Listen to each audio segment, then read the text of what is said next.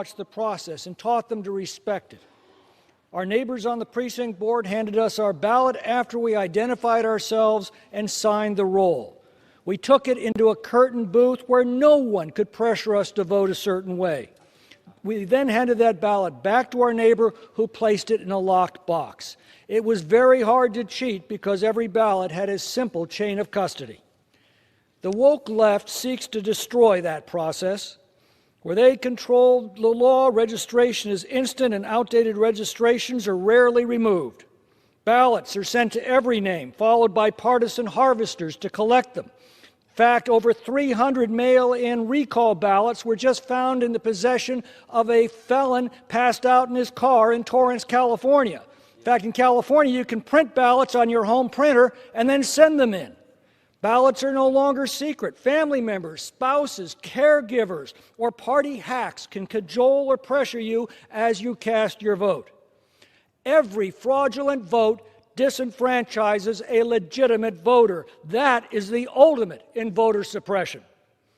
This bill effectively makes it impossible for states to restore integrity measures like in-person election day voting or voter ID. It assures that chaos and turmoil of recent elections is magnified and institutionalized. In every election, somebody wins and somebody loses.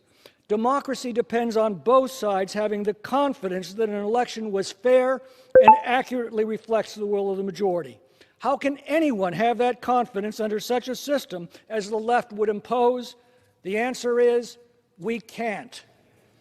I yield back. The gentleman reserves. The gentleman from New York is recognized. Madam Speaker, I now yield 1 minute to the distinguished gentlelady from Texas, Ms. Jackson Lee. The gentlewoman is recognized. Madam Speaker, breaking news. The Texas Speaker of the House signs arrest warrants for absent Democrats in bid to end Chambers' weeks-long stalemate to fight against suppression and oppression in SB 7. This is John Lewis, and he says, "We will stand up for what is right, for what is fair and what is just, and we will ensure that we have courage, the kind of courage that is raw courage."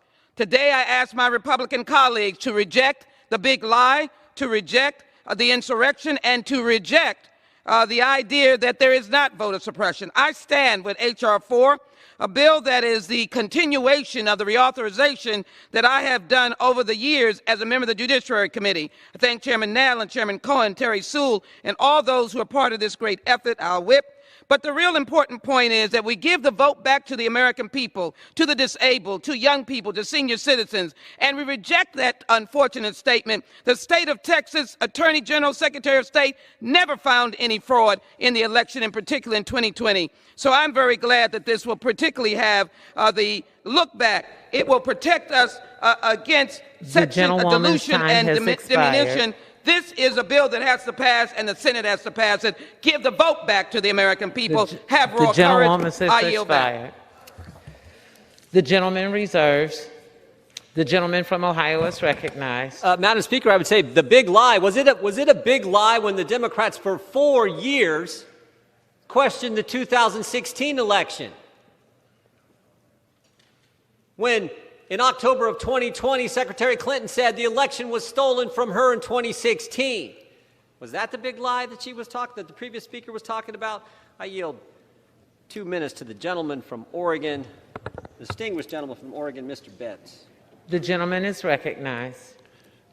Thank you, Ranking Member Jordan. Madam Speaker, this bill will operate to freeze in place to substantially chill changes to the election processes of some of the 90,126 state and local government units found in this United States. And Madam Speaker, I assure you, the election processes of many of these local governments, state units are not perfect, but this bill will chill necessary corrections and updatings of such election processes. Why? Because the bill creates a private enforcement cause of action